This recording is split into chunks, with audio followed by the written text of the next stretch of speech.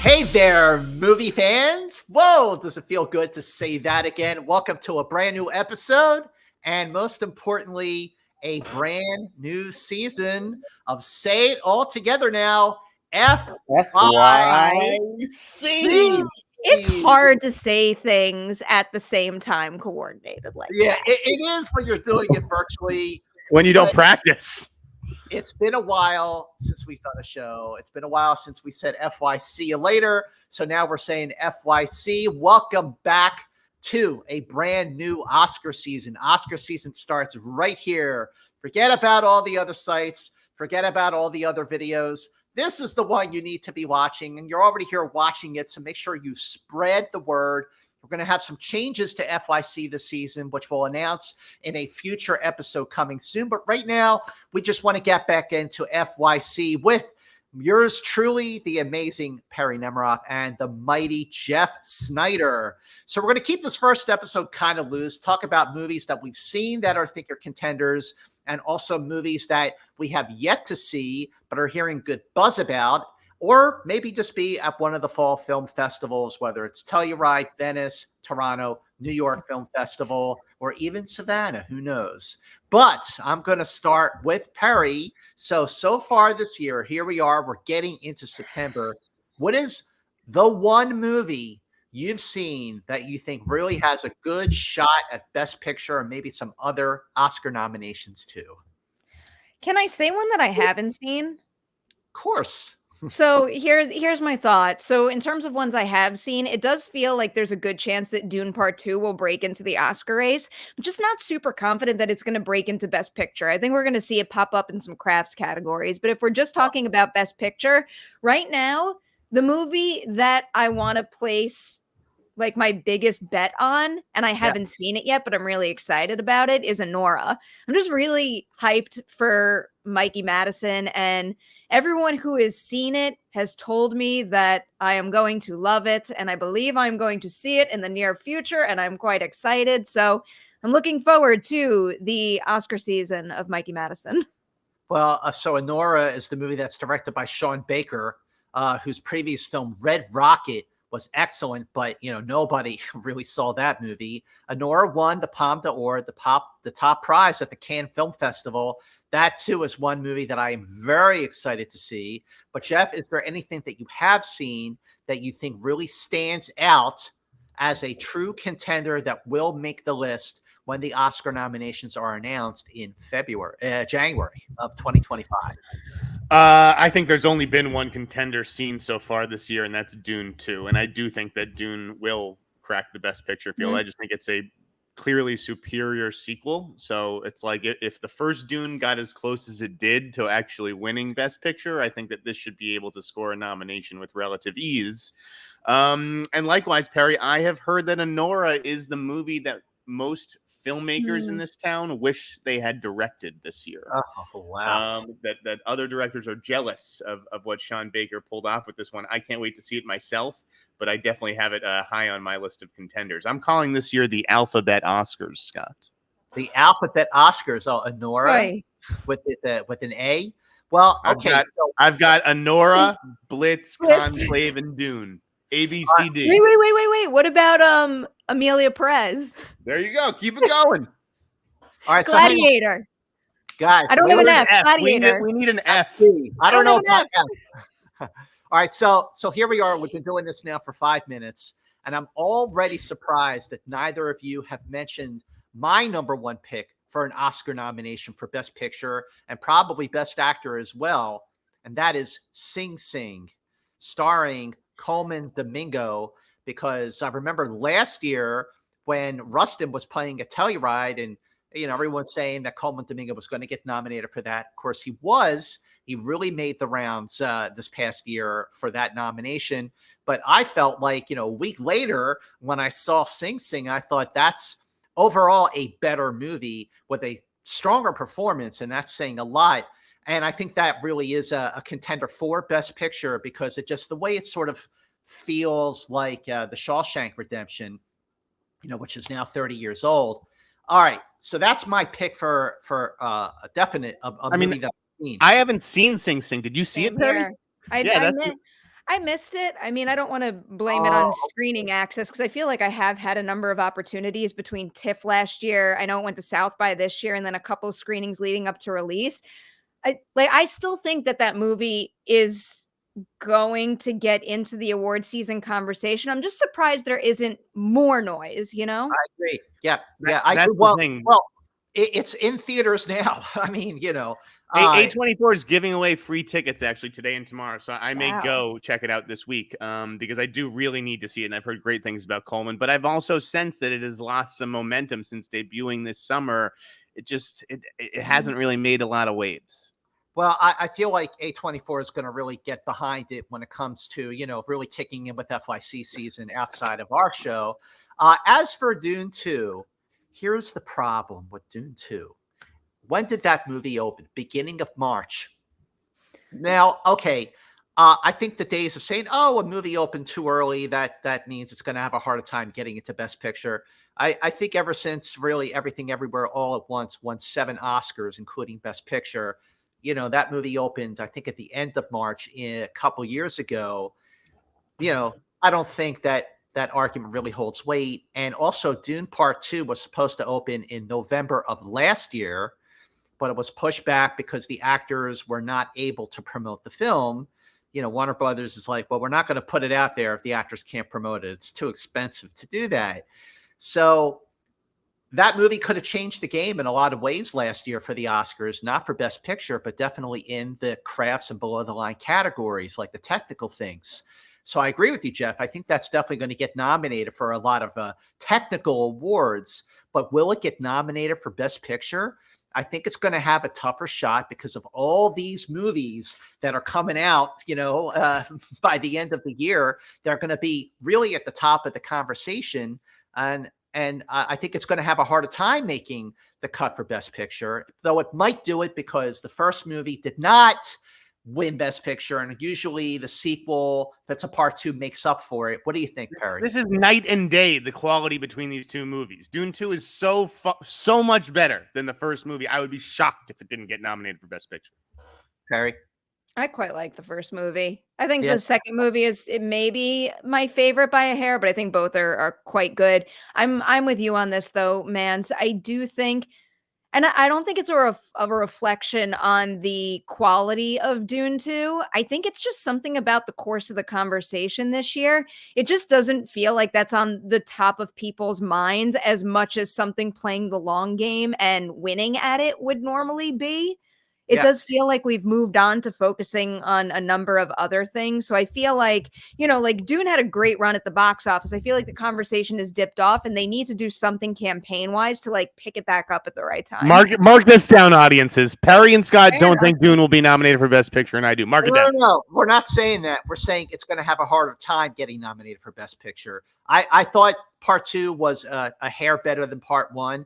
But what I will say about Denis Villeneuve is that next to Christopher Nolan, Denis Villeneuve is batting 1,000. Every movie he has made is great. I will see anything he does before I even know what the movie actually is. He's one of my favorite directors today, and next to Nolan, who won his Oscar for Oppenheimer. But, okay, so the next question for you, Perri Nemiroff, Paranormal Activity, is what is next on your list for a movie that you think is going to get nominated for Best Picture? It's so hard when you haven't seen the movies. I guess probably the highest on my list that I haven't seen is Conclave, which is another one that I'm really eager to see, and I hopefully will get to see at film festivals in the coming weeks. But that one seems to be on the path to getting not just nominated in this category, but noticed in quite a few.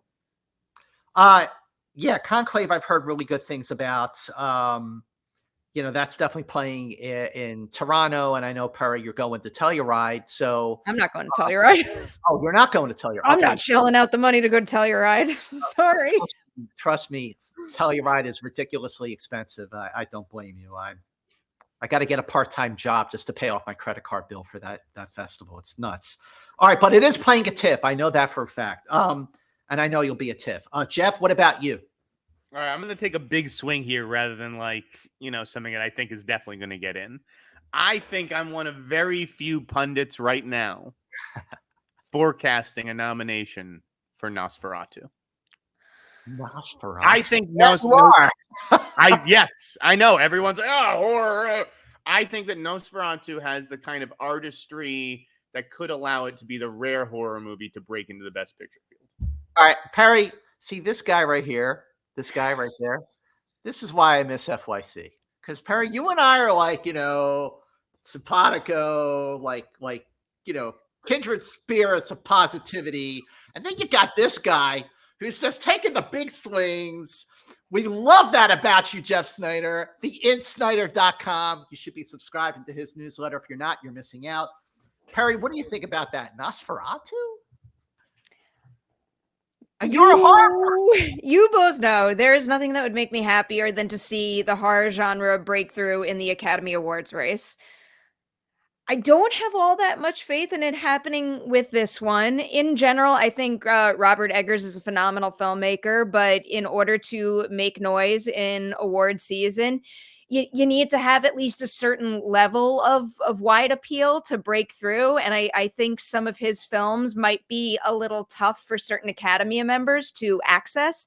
And I have to imagine he'll give his Nosferatu movie a similar type of artistry. So I have a feeling that while it may be heavily embraced by the horror community, I don't know if it's going to be enough to earn it Academy Award nominations. Well, Perry, when it comes to the horror community, you're on the board of directors. So I also have to say, I haven't seen the movie. This is just my guess based on things I've seen in, let's say, The Lighthouse and The Witch and the other things he's done. So I'm just guessing here. This will definitely be more accessible than The Lighthouse, I promise you. For the budget, it has to be. It's I just felt like movie. the trailer for Nosferatu just felt a little conventional by his standards, but yeah, I mean, it did knock my socks off. But was Nightmare Alley nominated for Best Yes, Picture? but that's Yeah. But that's Guillermo del Toro, someone with a track record of breaking into the awards race with genre material. Robert Eggers has not been nominated for an Academy Award. And he's also a two-time Oscar winner now between The Shape of Water and Pinocchio. All right, so what about this movie? There's a sequel to this movie coming out on November 22nd. I think that's the release date. This is a sequel to a movie that won the Oscar for Best Picture in 2000, opening May 3rd, 2000. That is Gladiator, directed by Ridley Scott. Did not win Best Director. That went to Steven Soderbergh for Traffic. There's some trivia for you. Jeff, is it like a done deal? Does Gladiator 2 with Paul Mescal and Denzel Washington get into Best Picture? Sight unseen. I think so. Based on what I saw at CinemaCon, I think absolutely. This looks like just a huge, epic movie with big performances, great actors. I think it's going to absolutely get in. Perri Nemiroff. I am betting on it at this point in time, but it's like one extreme or another with a sequel like this. That movie needs to be real damn good to break through into this race. And if it's not real damn good, and again, I have faith it will be, but it needs to be really good. It can't just be a solid sequel. You know what I mean? Yeah. No, I agree with you. There's a lot riding on it, and it's been 24 years since the first movie came out, 24 and a half years, actually. I'm really looking forward to Gladiator 2. I just think that it's Ridley Scott, who I love, back in his, it's going to be back in his comfort zone, his happy place, if you will. So maybe he'll even get Best Director. But I agree with you, Perry. It has to be more than just a solid sequel. It has to be as good or even a superior sequel, which is a tall order. Okay, Jeff, what is your take on for a Best Picture nominee and maybe another Best Actor nominee for an actor who already won Best Actor for this part? Jeff, what am I talking about? Joker, Folie à Deux. I think it looks pretty good, and I've heard it's very interesting. I think it'll be interesting to see whether Joaquin cracks the field. Whether he actually gets a nomination for playing this character again. But I do have it on the list right now. I think it's going to get in. Yeah, I did too. Jeff, Perry, what do you think? I have it on the list as well, but I think it plays by similar rules that I set for the Gladiator sequel. I think when it comes to a sequel or maybe, a popular adaptation of popular source material, I feel like it's one or the other. It's either like the greatest thing in the world and then it breaks into the race. But if it is okay or so, it doesn't really stand a chance. So I think it's truly all going to come down to hopefully sky high quality for the movie. I just think that the fact that it's so different, that it's taking the musical approach, it's doing something different than the original, that will allow it to be like assessed on its own terms, as opposed to like, oh, it's just the same thing that we got before. It wasn't as good. Never mind. Maybe. I don't think you can say that though with any kind of superhero property. That's fair. I have a feeling the Ian Snyder and Paranormal Activity that Joker Folie à Deux will be the Empire Strikes Back of Joker movies. Wow. All right. I'm just saying. I'm not saying it's going to be the Citizen Kane of Joker movies, but I think it's going to be a superior sequel. I think, they really kicked the door open. Todd Phillips with that first movie, it made over $1 billion up until, very, very recently. It was the highest grossing R-rated movie of all time worldwide until Deadpool Wolverine took that mantle and still counting. But I just have a feeling, my spider sense is tingling, if you don't mind me crossing the streams there between Marvel and DC. I have a feeling this movie is going to be really good and, like the first movie, disturbing in a riveting way. All right. My feeling for a Best Picture nominee, definitely a Best Actor nominee, and probably a Best Director nominee is, well, the times they are changing for a complete unknown. The movie about Bob Dylan, starring Timothée Chalamet, who does his own singing as Bob Dylan.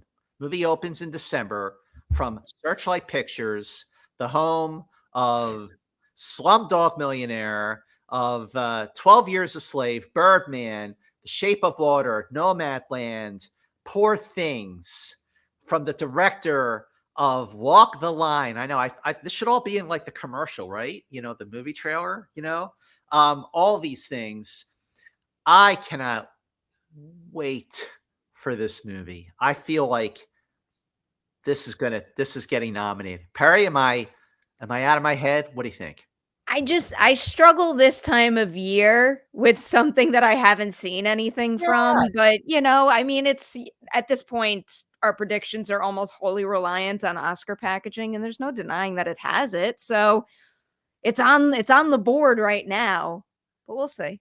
But the only bad movie, think about it, that James Mangold ever made. So James Mangold, he did Copland, he did 3:10 to Yuma, Walk the Line. Ford versus Ferrari is an excellent, excellent, excellent movie. And I mean, Logan, the only bad movie that James Mangold has made is Indiana Jones and the Dial of Destiny. Which was his last movie. Which was Jeff, what do you think? I have the Bob Dylan movie on the bubble. I do have it getting like the 10th slot right now. But I've heard mixed things about the movie overall. I think that they went back to do some reshoots and stuff like that.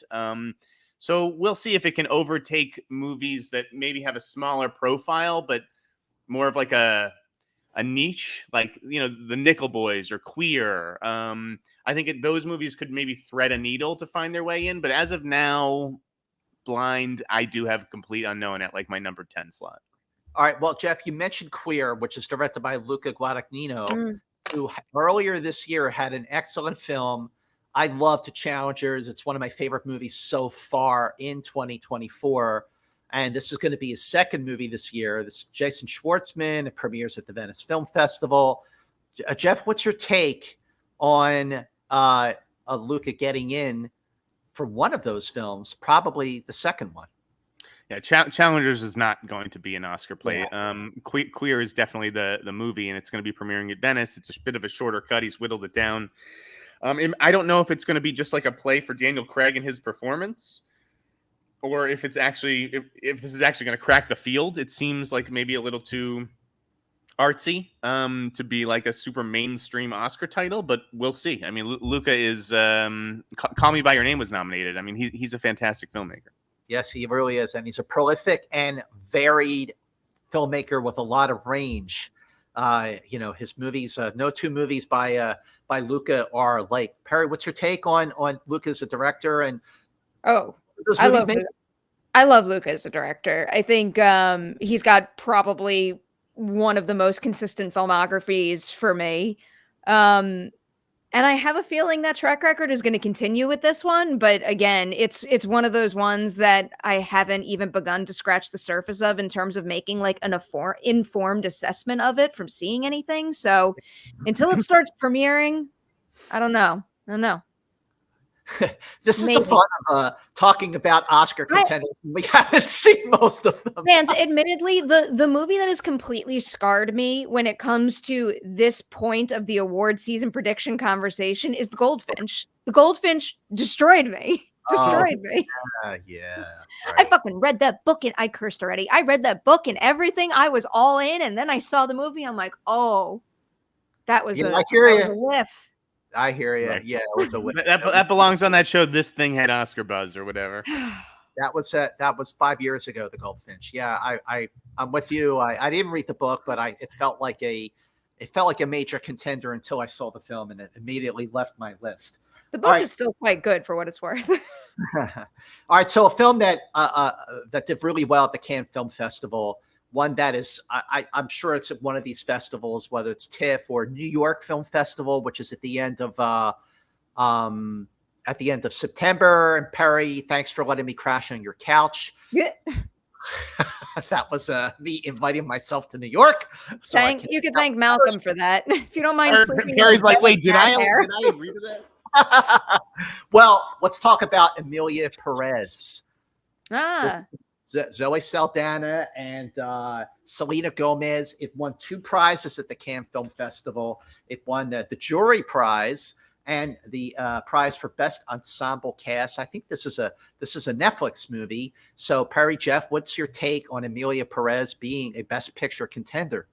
Quite high up on my list right now, and it is going to TIFF. So I have very high hopes that the next time we discuss this movie, I'll be able to say with some authority that it's going to break into this race. I've got sky high hopes for it. I mean, again, played at Cannes, did quite well there, so there's already that foundation to give me some confidence in a prediction here. So I'm putting it in. All right, Jeff, what about you? Emilia Perez, does it make the cut? Yeah, I definitely think it's getting in. I think it's Netflix's big awards pony this year. I mean, I've liked what I've seen from the trailer. It's an intriguing premise, like an interesting cast. The only thing that gives me pause is the musical element, which we haven't seen so much of in these trailers. But Jacques Audiard is an amazing filmmaker, so it's hard to bet against him. Another film that I'm hearing. Like, it's funny. I don't know anyone who's seen it, but I just like getting this like buzz, this award season buzz through the FYC wavelength and airwaves. The movie is called Better Man, starring pop star Robbie Robertson. Robbie Robertson. Robbie Williams? Robbie Williams. Sorry, Robbie Williams. Yeah, Robbie Robertson's the band. Different guy.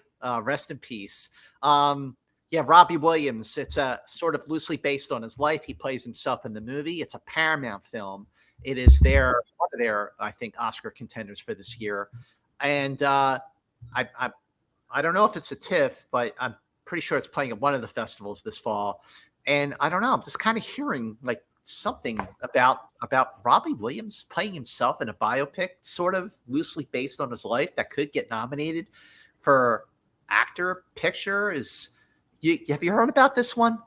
I've heard about it. I'm not buying that buzz. I mean, if you are, I'll do respect, but I would be shocked if this became an awards contender. Perri? Yeah, I'm with Jeff on that. I haven't heard enough to suggest it's going down that path. I think it's Michael Gracie though who directed. I think it's the director of The Greatest Showman. So you never know. Yeah, never know. Right. All right, another film that I think is a contender, sight unseen, but I love this director. Every film this director has made, International feature contenders has been fantastic. It's Pedro Almodovar with The Room Next Door, his first English language feature starring Julianne Moore and Tilda Swinton. I believe that is premiering at the New York Film Festival, which I can't wait to see when Perri invites me to stay with her family. And it's going to be like, you know, if we're going to break bread, it's going to be awesome. Perri, what do you think? I think it's going to TIFF as well. So we'll probably be hearing some legitimate buzz on this sooner rather than later. But again, it's an Oscar package type situation right now. It's definitely got the right folks attached for me to think that it belongs in this race, but I want to see it, and hopefully I will see it in the next 2 weeks. Sure you will. All right, Jeff, what do you think? The Room Next Door. Yeah, I'm just not buying it. I mean, maybe as like a performance thing. But I don't love like what the log line is. The trailer didn't do much for me. I feel like this is one of those like maybe overhyped awards contenders that isn't going to go anywhere this season, but we'll see. I'm just not a big Pedro guy like a lot of other pundits. I love Pedro. All right, here's another film that I'm hearing good things about. I have a feeling Perri might have already seen this movie because I think it did screen recently, maybe a toe dip, but which if it was, I wouldn't be able to tell you anyway. Yeah. But it's called The Wild Robot. It's a I'm dying to see Wild Robot, man. I'm so excited. Sorry, I didn't mean to cut you off, but I'm really enthusiastic about that movie. I read the book that it's based on, and after I see the movie, I'm going to go on to some of the sequel books, but it's a really beautiful, sweet, and what I imagine is going to be like a tearjerker of a story. And based on all the footage that I've seen thus far, the animation just looks utterly exquisite, just absolutely beautiful stuff. And I don't know, based on my reaction to the book, I do feel like anyone with an affection towards animals is really going to, experience a bit of an emotional wallop while watching the movie. I definitely got very sensitive listening to the audiobook. So when I do go to see the movie, you can bet I'm bringing a pack of tissues with me. But I think that this movie looks like it is definitely on the path to, at the very least, get an animated feature nomination. I've heard excellent things about The Wild Robot. Of course, I've heard those things from people who worked on the movie, but the way that they describe the film, they're like, no, man, it's the real deal. Two things on that point for Best Animated Feature, Perri. Inside Out 2 should watch their back because I am hearing great things about this DreamWorks animated feature that could. Well, I know it's always a long shot, but it's a legit Best Picture contender. So that movie actually opens on, I think, September 27th. So we'll all get to see it within the next month, if not sooner. Jeff, Wild Robot, what are you hearing? What's your take on it? I have it as the front runner for Best Animated Feature. I've heard it's great. So I still haven't seen Inside Out 2, so it's hard to say. Oh, yeah. I would still put my money on Wild Robot. I loved what I saw from it. Inside Out 2 is going to be tough to top, though. Given I know box office success does not equal awards. We've talked about that to death, but given the extreme financial success of Inside Out 2 and the amount of people who have likely seen it, it's going to be a tough one to top. I just think it's a movie about finding your family, right? And that's sort of what everyone in this town has to do. They all leave their families and come to Los Angeles, and they find their own family out here. So I think it's going to be pretty relatable. One movie is about finding your family. The other movie is about dealing with anxiety. I think both are highly relatable narratives there. Well, we found our family, the three of us on Team FYC. Let's face it. So I completely relate. Another film that it's the last one I sort of have to really talk about. And of course, it's also sight unseen. And for me, Perri and Jeff, this could go either way. Talk to me, Perri Nemiroff. What is your paranormal activity take on Wicked? I knew you were going there.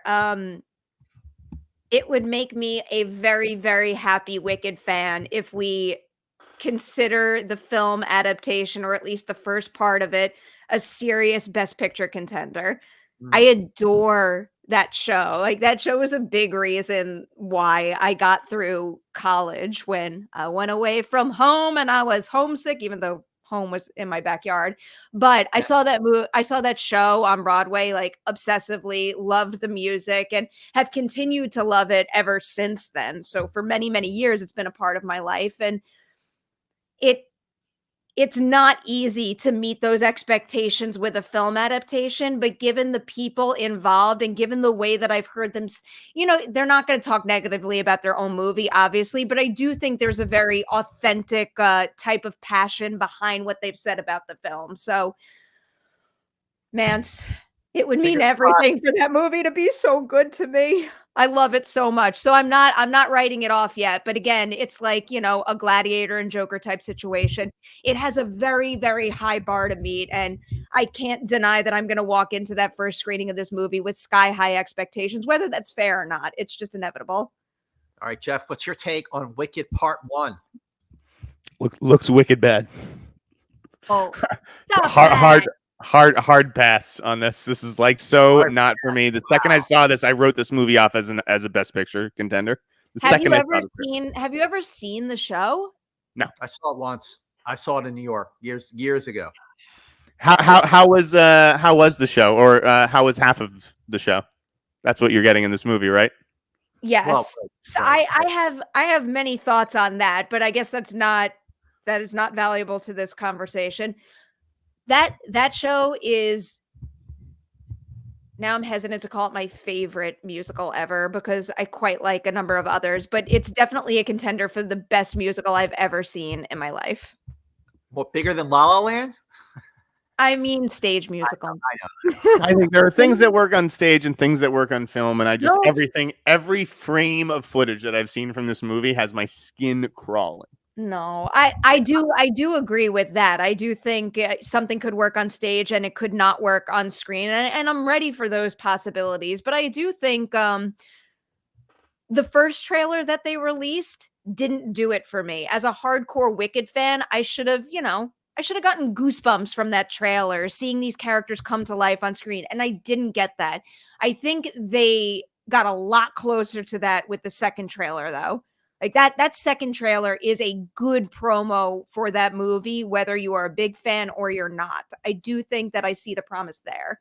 So hopefully the finished film is more in line with the second trailer. Let me ask you this. Do you think that in a year full of musicals, right? Because we're talking about Joker and Emilia Perez. Yeah. Is it going to be the odd musical out? No, I think that is literally impossible given the hardcore fan base that musical on stage has amassed. Like, I think Wicked is a guaranteed box office success. Like, my story of being obsessed with seeing it on Broadway is so many other people's stories. And forget even just seeing it on Broadway or the West End or wherever it was. There's also so many people out there who have grown obsessed with the music without ever seeing the full show. That's true. It's already got more than enough to push it to the top. The only reason that I'm hesitant to put it on my list of potential Best Picture nominees is, Jeff, you brought up seeing the footage at CinemaCon.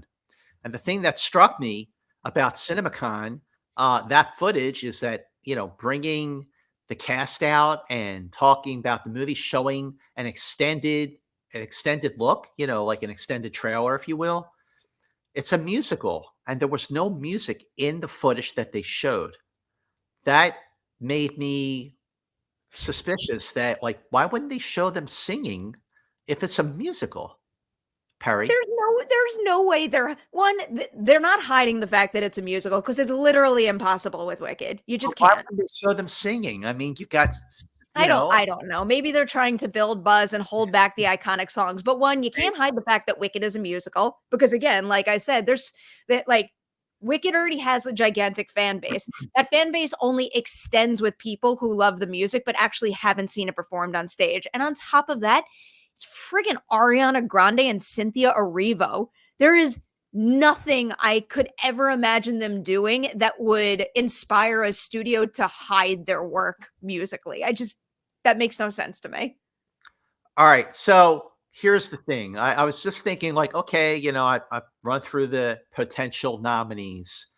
and I'm about to like sign off, like, okay, well, say our goodbyes for this episode. But it occurred to me that I totally forgot a movie that I've already seen, We've forgotten a a lot of movie movies, but go on. Good.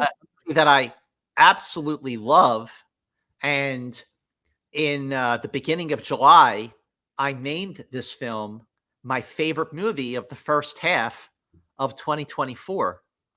That movie, okay, I know I'm going to get it from Jeff on this one, but that movie that I think deserves to be nominated for Best Picture and Best Original or Best Adapted Screenplay is Hitman. Perri, come on! I love Hitman. I thought that was a great film. I thought it deserved way more attention than it got. There's no way it's breaking into this race. It is excellent movie. I didn't know if you were going to go like Hitman, maybe Civil War. Like Civil War is one that I would like to see, get a little bit of a late season resurgence. I thought the film was phenomenal, and I think it does have a chance at some technical awards, but I'd like to see that one come back. Civil War, I'm glad you brought that up. But before I get to Civil War, I just think that Hitman is an extraordinary film. It's one of the best movies that Richard Linklater ever made. And that is saying a lot from the writer-director of Boyhood and School of Rock and the Before trilogy. I just thought Hitman was brilliant. I thought Glenn Powell was magnificent in the film. I thought the plot points, the twists in the movie were excellent. I have recommended that movie more this year, more than any other film, probably since Top Gun Maverick opened 2 years ago, as a movie that, like, people, you got to see this movie. So, Jeff, does it make the cut? Do you think? All right. No. Do you think it's good? Do you think it should? Do you think it No. should? No. No, it's not a brilliant movie. So it's a very good movie. It was entertaining. I really liked it. Glenn's great in it. Adria Arjona's great, and I like Austin Emilio too. But he's great too. Yeah. If this is any sort of play, I guess I'll give you an adapted screenplay contender. Okay, I'll take it. But Hitman, for everyone watching or listening, it's on Netflix. It's right there. Hitman, 2 words. Glenn Powell, one of the very, very best movies of the year. I friggin' love this movie. I cannot recommend it enough. Let's talk about a different one, Scott. Okay. SATURDAY. Nice. Oh, yeah! SATURDAY. Dude. All right. That looks like a contender. That looks like it has a Sorkin-esque screenplay that is just going to be boom, boom, boom, boom, boom. A great young cast, 2 compelling young stars, and Gabe LaBelle and Cooper Hoffman. What's not to like? What's not to like? So Saturday Night is directed by Jason Reitman, who brought us Juno and my favorite movie of 2009, which is Up in the Air. That's, I think, his best movie. But yes, glad you brought that up, Jeff. I think I absolutely think Saturday Night. I think it's going to be one of these festivals. I think it's Venice, but I'm guessing it's going to TIFF. All right. It's definitely also going to be at the New York Film Festival. I mean, that feels like a New York Film Festival movie because that's where SNL is. Perri, you brought up Civil War. That movie was freaking brilliant, powerful. I think either the election will either help or hurt the film's chances to get nominated, because people just might not want to talk about that movie, or they might be too scared or disturbed by it. I saw it at South by Southwest. I was riveted. I think it's brilliant. Does it get nominated for Best Picture? Do you think it should? Perri? I would say yes. It does at this point in time, based on what I've seen. It's pretty high up there on my personal list of favorite films, and I think it's incredibly well acted and directed and crafted in every single respect. But I will fully admit that it might not even be in my like first tier of honorable mentions that could crack the race. It's probably like a tier or 2 behind that. Jeff? For Civil War? Yep. Yeah, that's not a contender at all. Why? Oh, Why? Yeah. I don't think we could write it off completely. I wrote it off as soon as I saw it. I thought it was awesome. I just anyway. All right. So any other films? You guys are Can I just briefly name two that probably have no chance whatsoever at breaking into the race, but I think I think genuinely deserve to. Like if I were a voter, I would pick these. One of the first ones, realistically, the movie comes out on September 13th. It's called My Old Ass. It's the one with Aubrey Plaza and Maisie Stella, and it's directed by Megan Park, who I think was also overlooked for her work making the movie The Fallout a couple of years ago. Would have been an Emmy season thing because it was released on a streaming platform. But I think that in particular, that screenplay deserves a significant amount of recognition. I think that concept is just utterly brilliant. For anyone who doesn't know what it is, Maisie Stella plays an 18-year-old about to leave for college. And before she leaves, her friends get together and they take mushrooms. And while she's tripping, she's visited by her older self, who's played by Aubrey Plaza. And it's pretty much a movie about what she does with the information that she gets with her older self. It's really beautiful. And I think it's going to resonate with a lot of people. The other movie that I think needs to be in awards contention and might get pushed out because it is not the biggest release ever is in theaters now. It's Strange Darling. Undoubtedly going to be one of my favorite movies of the year. I think that is another screenplay that deserves a whole lot of credit. And I think Willa Fitzgerald should definitely be considered in the best actress category. But little movie going up against studio juggernauts. We know what happens. All right, Jeff, any other movies you want to mention? Yeah, there's a lot. We haven't talked about the two black films yet. Black films, the Nickel Boys and The Piano Lesson. Yeah, those will both be those will be pretty significant contenders. I have both of them on the outside of the race as of now, like just because I don't know how many people are like going to be chomping at the bit to watch that Piano Lesson screener. But I do think that both of those are contenders, along with another black filmmaker, Steve McQueen, Blitz, which is an Apple TV movie that doesn't have any other distributor at the moment. I don't know if someone's going to step up, if Apple's going to partner with somebody or put it out on their own, but that'll be at a New York Film Festival. And I'm expecting, I've heard it's really good. I just don't know if it's like Best Picture winning good. Both have great casts. And the other one is the Trump movie. The Piano Lesson is directed by Malcolm Washington, who's the son of Denzel Washington. The movie stars John David Washington, who's the brother of Malcolm Washington. Also, Samuel L. Jackson. And Jeff, I know you loved her in the movie Till, Danielle Deadwyler. So that's definitely a contender. The trailer looked better than I was anticipating, that's for sure. And we also can't forget the Donald Trump movie, though, given that it's an election year, The Apprentice. Right. Okay.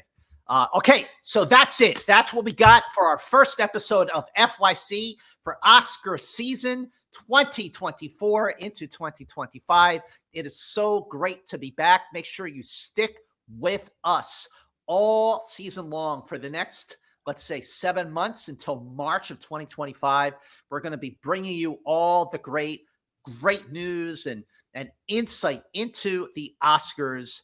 Make sure you spread the word about FYC. FYC is back. Make sure you subscribe to Perri Nemiroff's YouTube channel so you can be the first to know when a brand new episode of FYC is available. This is the show you need to watch. Make sure you subscribe to Jeff Snyder's newsletter, theinsnyder.com, to be the first to get breaking news on everything, including news about Oscar season. And be sure to listen to Jeff's show with John Roca, the outlaw himself, the hot mic, on John Roca's YouTube channel. So until the next episode of FYC, which is coming really, really soon, you know the words on 3, 2, 1, FY. See you later. See you later. Watch that.